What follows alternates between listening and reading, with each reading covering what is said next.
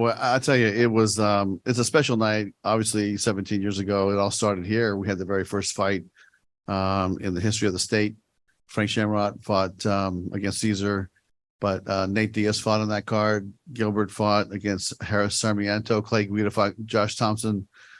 Eugene Jackson fought on the card. I mean, it just when I looked at all the old names, it was just a throwback to really the begin, like the begin, not the beginning, but the second stage of MMA fighters. So it was really something that I felt really good about coming into the building, and I knew we were gonna have a good crowd. I think that the fans here love great mixed martial arts, and I think we gave to them tonight. Absolutely. Obviously a dominant win there for Usman in the main event. I just want to get your thoughts on him. It just seems to be, undefeated, young, and getting better at this point in his career. Yeah, I think tonight was a really good test because Benson is a guy that has seen it all, and he was about to put a lot of pressure on Usman, and I think that Usman showed what he's made of. Right? I mean, he hit him with a nice shot, and for him to stop Benson the way he did, that was impressive. I have not seen that happen.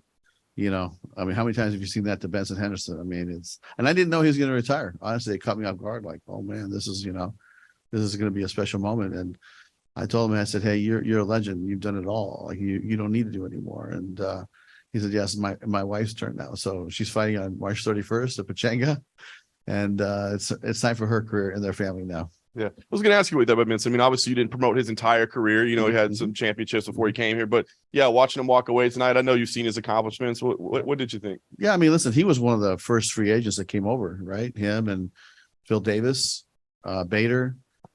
I think Fedor came over early too. So he was one of the first guys that gave us a shot and to help us. And I knew that we would always count on him to have a great fight, great performance. And he's so well rounded, and he's always in great shape, and he has a great gas tank, and he always brings it. So it wasn't his night tonight. It didn't work out, but man, just seeing him retire there, it really was a touching moment. And I think that it's time, because now he would just be waiting for the tournament to be over, and then it'd be another year. And it's I think it's the right time. And now onward and forward to the next part of his career.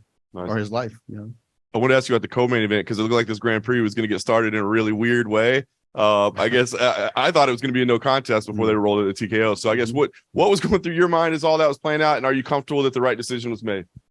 Yeah, absolutely. I mean, if you look at the video, the front kick is actually the one that did the damage, right? And I think that Masiev, I think he broke his rib, and he had shortness of breath, and he had the interpreter, the translator, so there's no misunderstanding. And that's why the referee brought the translator over so they could have a conversation. And he said, no, that's it. Like it's over. And really it was like I think more of a injured rib that was creating a shortness of oxygen for him, more than the heel that came down and had a glancing blow at the very end. But the original shot, the reason why they called it a TKO, and they talked about it, was the original shot was the one that did the damage. So that was straight in the solar plexus, and then the heel had a glancing blow on the way down. Nice.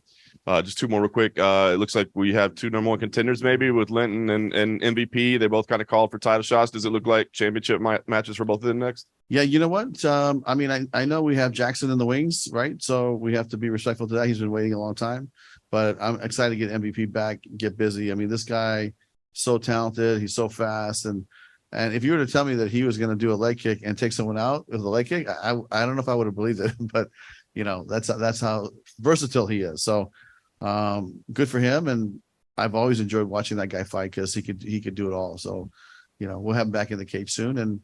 And I think he's ranked number 1 or number 2 now. And so he's gonna have to kind of hold tight until Jackson gets his shot, and then he'll get a shot after that. Nice. Last thing about that leg kick, I was just curious if there was any update on Goichi and what his status is. No, I'm sorry, we don't. I know we took him to the hospital, but they said, his manager actually texted me. So this came in from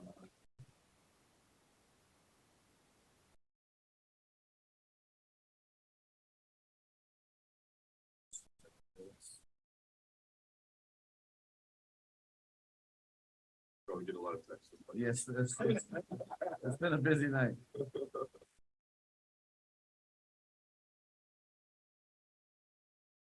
He said based on the X-ray, it's a patella tendon rupture. So that sounds very painful. And Masayev did break his rib. So that's it. The front kick definitely did some damage. Scott, we had Sarah McMahon back here earlier, Mhm. another nice free agent signing by you guys. She mentioned that one of the reasons that she liked the thought of coming over here was sort of rebuild herself as a featherweight. Mm. You talked to us the other day about how if you don't know what's going on with Cyborg and, you know, she's sort of, you build the division around her. If she were to leave, maybe featherweight's not in your future on the women's side. But that's what Sarah came here for, kind of. So can you maybe clarify that? And are we talking years down the road? Yeah, listen, I wouldn't jump to conclusions, you know, because we're still in dialogue with Chris. We respect her. We think that she is, to me, the GOAT in the female division. She fought here, was it 2009 against Gina Carano in the very first female MMA fight on national TV to be the main event. So she's a lot of historical things and had a great success, a great career. So I wouldn't count that out. And then we'll make decisions based on what happens. You know, we still have, you know, some contractual rights to her until August. So let's see how it plays out. So it could be, you know, something that, you know, we're going to engage with her next week, start talking about, you know, what we want to do. But I still think we're in a very good position with her. I think she loves being here. I think we have a very good working relationship. We've been, you know, working together since 2009 or 2008 maybe. And, you know, I wouldn't count it out yet.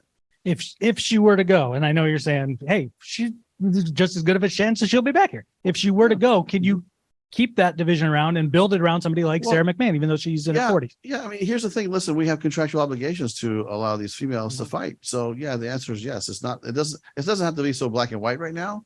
I think that there's a little bit of a gray area, but it's onward and forward until we actually make a decision one way or the other.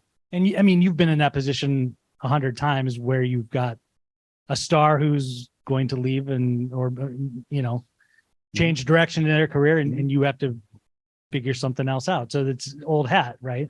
Yeah, I mean, listen, one of the things we take pride in is, you know, the fighters that we want to keep, we're able to keep, you know, whether it was Strikeforce, right, or whether it was here in Bellator, you know, the situation, let's say like for instance, Michael Chandler, right? Great talent. That was a business decision that we made internally to eventually pour more money into our lightweight division as a whole and pour more money into AJ McKee's and all the other, and build a real lightweight division because it was really thin at that time. So, you know, sometimes, you know, you let an athlete go and there's business reasons behind it. It's not just, oh, let's let this guy walk or this girl walk. There's some business, you know, ramifications of what we're doing. And the outcome really is to make the league overall much healthier. And so, you know, the Cyborg thing is no different, but you know, with her, I feel good about it. Or, you know, when you're saying fighters come and go, I mean, in Strikeforce, we kept everybody really, you know, it's that we wanted to keep. And I think in Bellator, it's the same thing. We invest in the fighters that we want to be in business with.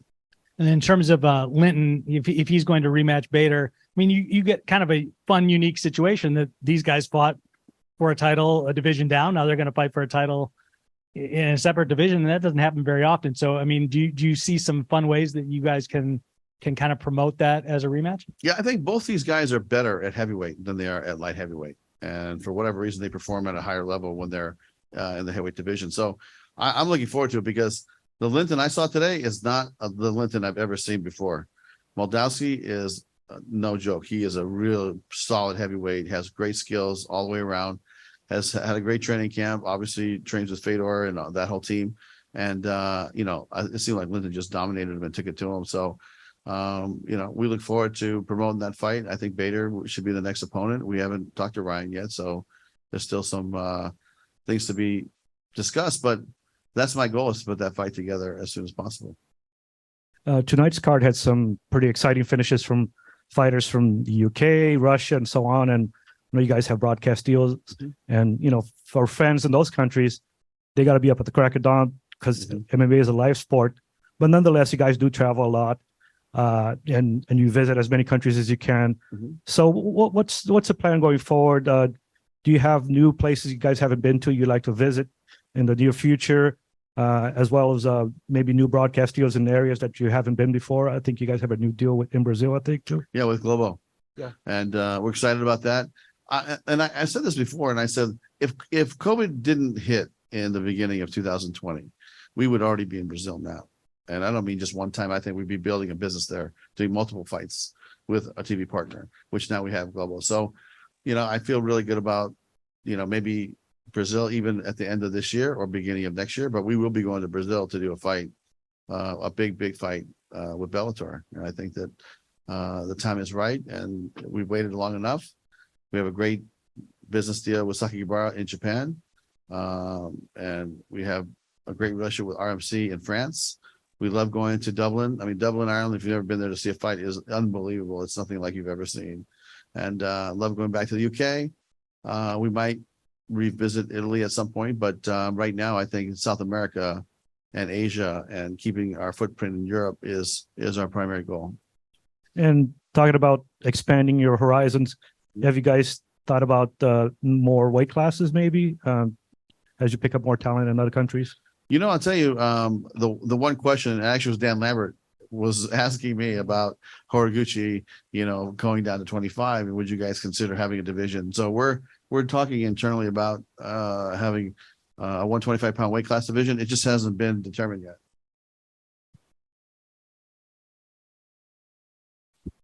Do you have attendance for tonight by chance? I'm not sure, but I know it was over 10,000. I'm sure we get that to you, in the next hour or so. All right. And then also, can you describe any discussions you had with Luke Rockhold? Was there any attempt to get him on this card, or how do you envision? No, I'll tell you honestly, Luke and I had a great conversation in LA during the Fedor fight. Dave Martin came out. We had a great conversation, and we were going to continue our dialogue. And I was hopeful that we would at least have another conversation to see if there was something to be done. But it seems like they got a really good offer from Mr. Kogan. How are you? But he got a good offer from Bare Knuckle, and listen, I don't blame him, man. He's a prize fighter, and he's going to go fight, and he's got to feed his family and take care of himself. So that's what worked out, and let's see what happens. I mean, it's to me, it was a little bit of a surprise, but this is a business, and friendship aside, look, Luke and I can go and play golf and hang out and have lunch and be boys, but this is a business as well. Okay, guys, thank you.